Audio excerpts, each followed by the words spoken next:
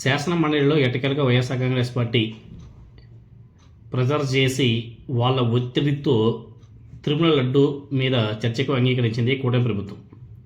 అయితే ఇక్కడ వైఎస్ఆర్ కాంగ్రెస్ పార్టీ ఎమ్మెల్సీలు మాట్లాడక ముందే స్టేట్మెంట్ పాస్ చేస్తామని తొలుత కూటమి ప్రభుత్వం బుకాయింపు ఇవ్వడం, దానికి వైఎస్ఆర్ కాంగ్రెస్ పార్టీ సభ్యులు అభ్యంతరం చెప్పడం జరిగింది. అదేవిధంగా శ్రీవారి లడ్డు మీద తప్పుడు ప్రచారం చేసి ఇప్పటికే బద్నామైనటువంటి కూటమి నేతలు ఈ లడ్డు మీద చర్చకు గత కొన్ని రోజులుగా అంగీకరించకుండా కాలయాపన చేశారు. ఈరోజు తప్పనిసరి పరిస్థితుల్లో అంగీకరించడం జరిగింది.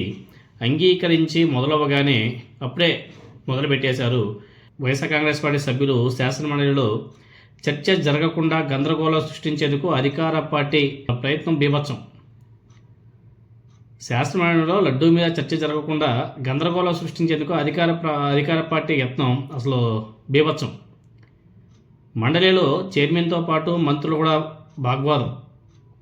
క్లారిటీ ఇచ్చేందుకు చైర్మన్ గారు ప్రయత్నిస్తున్నా ఈ కూటమి మంత్రులు మాత్రం గందరగోళం సృష్టిస్తూ అసలు ఇంకొక రచ్చ మొదలు పెట్టేశారు.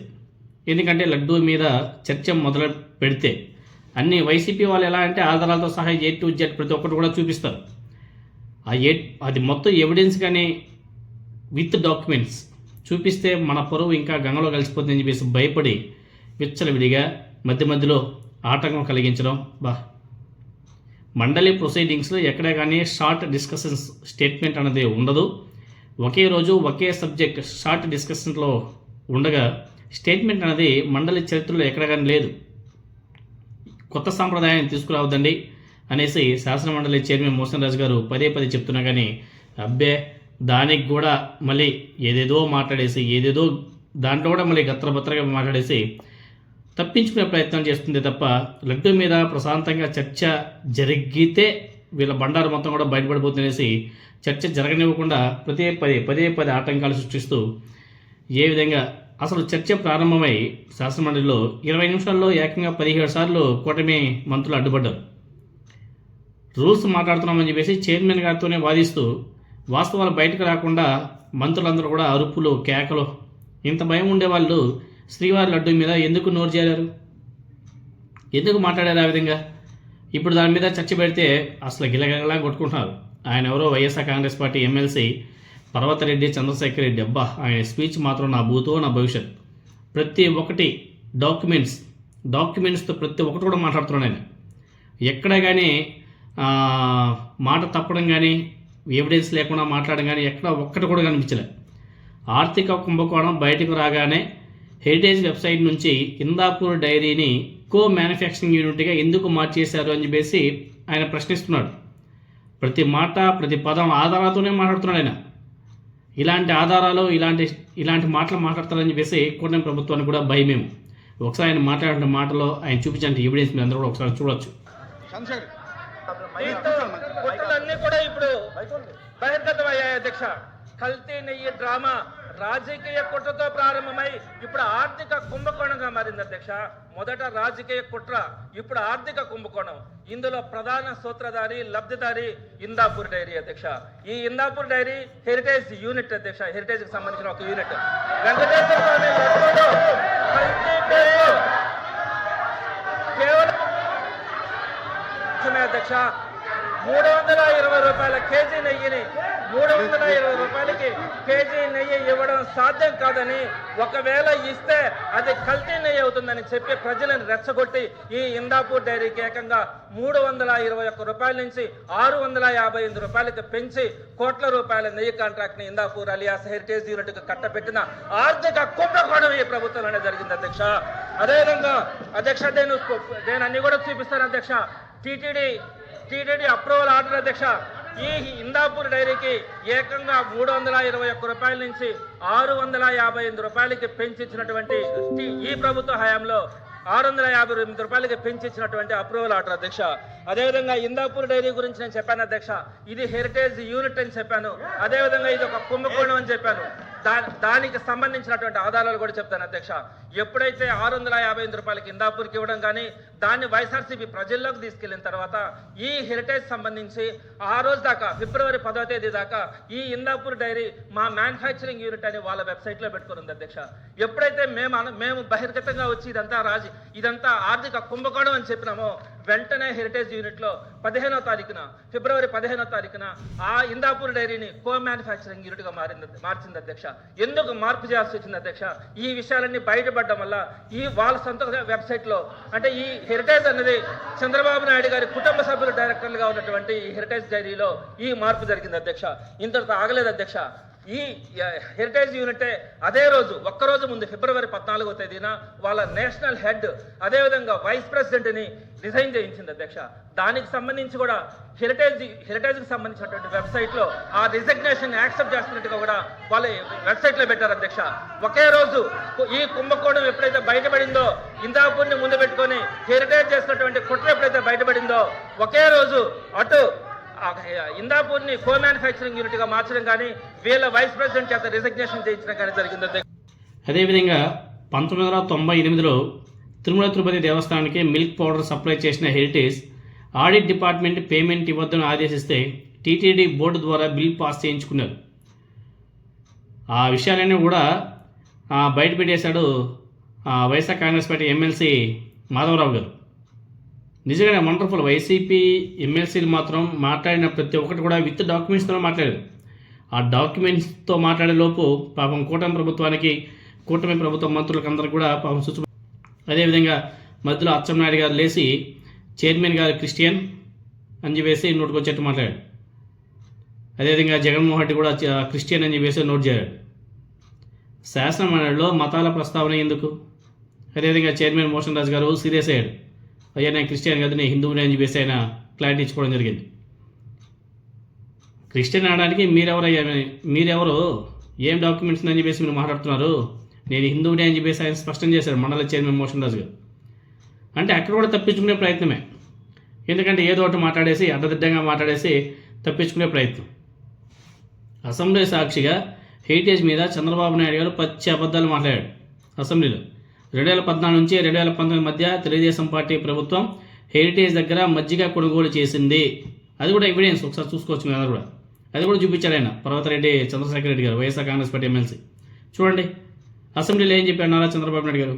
మేము అసలు తిరుమల తిరుపతి దేవస్థానానికి మా హెరిటేజ్ నుంచి ఏమి వెళ్ళలేదని చెప్పేసి మాట్లాడారు కదా. మరి 2014 నుంచి 2019లో హెరిటేజ్ దగ్గర నుంచి మజ్జిగ కొనుగోలు చేశారు కదా. ఒకసారి చూడండి ఎవిడెన్స్. హెరిటేజ్ ఇంతవరకు ప్రభుత్వం యొక్క ఒక్క పైసా కూడా ఎక్కడ అడిగింది లేదు అధ్యక్ష. ఈ మధ్య ఏం మాట్లాడారు అధ్యక్ష? ఆంధ్రజ్యోతి పేపర్లో కూడా వచ్చింది అధ్యక్ష. ఏమని రాశారు? తాను సీఎంగా ఉండగా హెరిటేజ్ ఏనాడు ప్రభుత్వ టెండర్లలో పాల్గొనలేదని ప్రభుత్వం ద్వారా హెరిటేజ్కి టీటీడీ లడ్డూకి సంబంధించిన సందర్భంలోనే మాట్లాడారు అధ్యక్ష. వేరే విషయం అయితే నేను మాట్లాడతాను. టీటీడీ లడ్డూకి సంబంధించి అసెంబ్లీలో ముఖ్యమంత్రి గారు మాట్లాడినటువంటి మాట హెరిటేజ్కి ₹1 కూడా లబ్ధి చేకూర్చలేదని చంద్రబాబు అసెంబ్లీలో చెప్పారు. కలెక్టర్లు వాళ్ళ గవర్నమెంట్ లో హెరిటేజ్ దగ్గరే మజ్జిగ కొనుక్కోమని ఇచ్చినటువంటి ఆర్డర్ అధ్యక్ష. అదేవిధంగా హెరిటేజ్ తాను గవర్నమెంట్ కి సప్లై చేసిన మాట వాస్తవం అని చెప్పి ఒప్పుకున్న మాట కూడా దీంట్లో ఉంది అధ్యక్ష. మరి టీటీడీ లడ్డూకి సంబంధించినటువంటి అంశంలో ముఖ్యమంత్రి గారు స్వయంగా అసెంబ్లీలో హెరిటేజ్ ప్రభుత్వం దగ్గర ఏ లబ్ధి పొందలేదన్నది అబద్ధాలు చెప్పినట్టు కదా అధ్యక్ష. ఎందుకు అబద్ధాలు మాట్లాడతారు చంద్రబాబు నాయుడు గారు?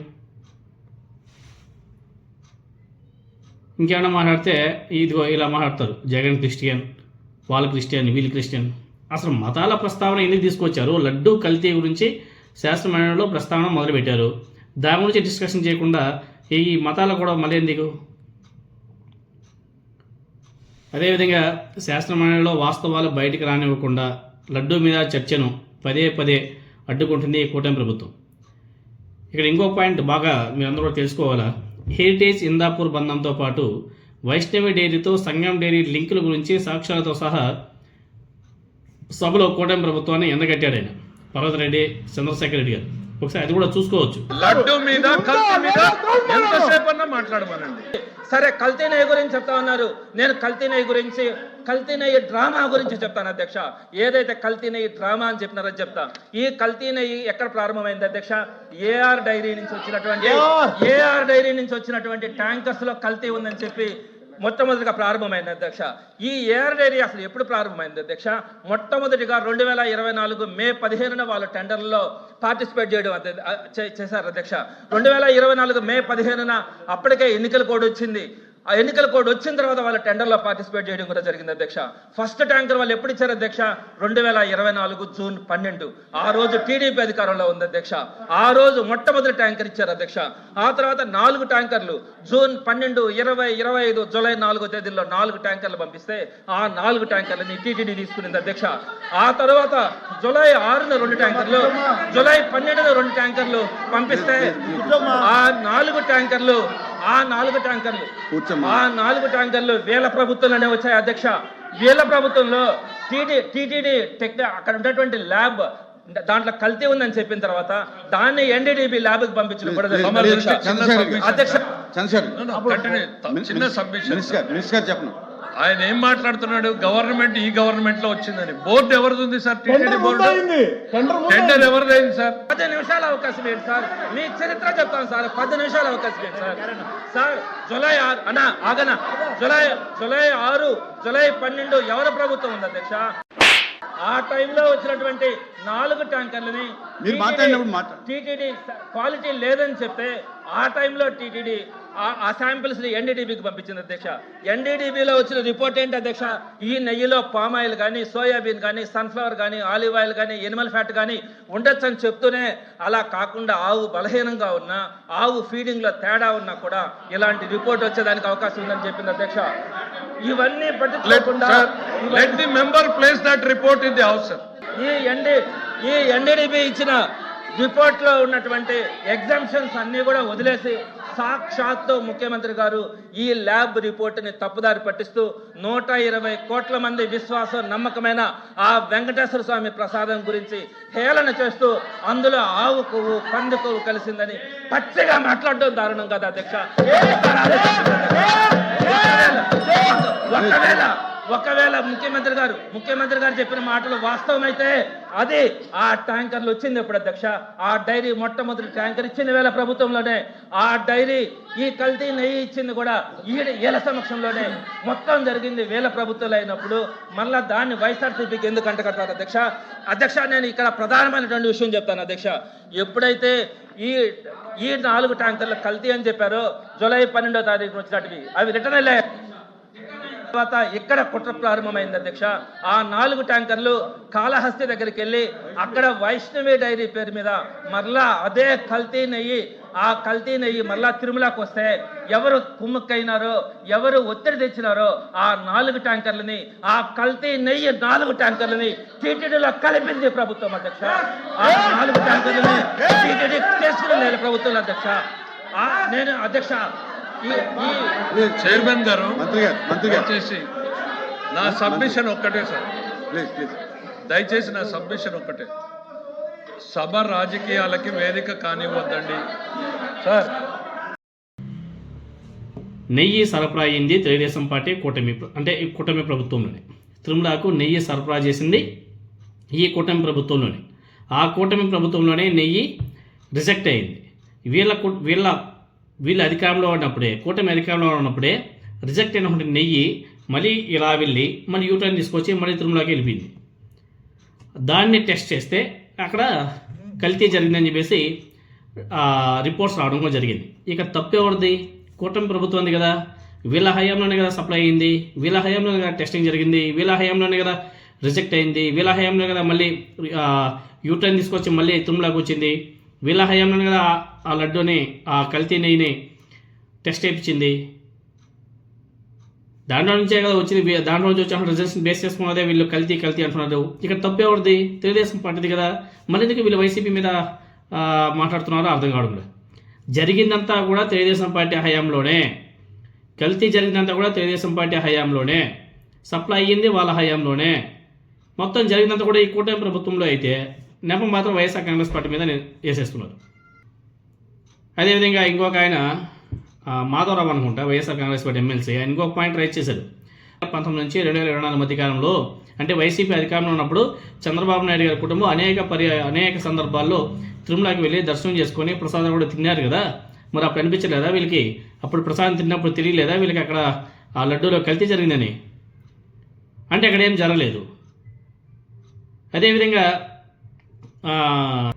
తిరుమల నుంచి అయోధ్యకి లడ్డూలు పంపించారని చెప్పేసి మాట్లాడారు కదా, 1,00,000 లడ్లు ఎన్నో లడ్లు పంపించారని చెప్పేసి మాట్లాడారు కదా. ఇదే పవన్ కళ్యాణ్, ఇదే చంద్రబాబు నాయుడు గారు, వీళ్ళకి సంబంధించినటువంటి వ్యక్తులందరూ కూడా అయోధ్యకి వెళ్ళి దర్శనాలు చేసుకొని అక్కడ కూడా ఇదే ప్రసాదమే తిన్నారు. మరి అక్కడ ఎందుకు మాట్లాడలేదు లడ్డూలో కల్తీ జరిగిందనేసి?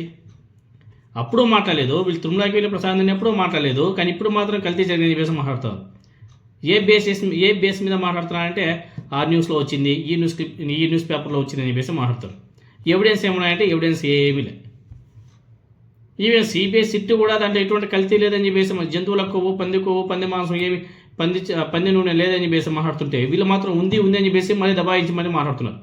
మరి ఇదే శాసనమండలిలో ఆమె ఎవరో తెలుగుదేశం పార్టీ ఎమ్మెల్సీ, ఆమె ఇదే మరి సోది కల్తీ జరిగింది, జంతు కొవ్వు ఉంది, ఆకు ఉంది, ఏమి ఎవిడెన్స్ లేవు. అక్కడేమో ఒకవైపు వైసీపీ వాళ్ళు ఎవిడెన్స్తో మాట్లాడుతుంటే వీళ్ళు మాత్రం వర్బల్గా నోటుకొచ్చేట్టు వాగుతూ పోతున్నారు. ఇది ఎంతవరకు సమంజసమో ఒకసారి ప్రజలంతా కూడా ఒకసారి బాగా ఆలోచన చేయవలసిన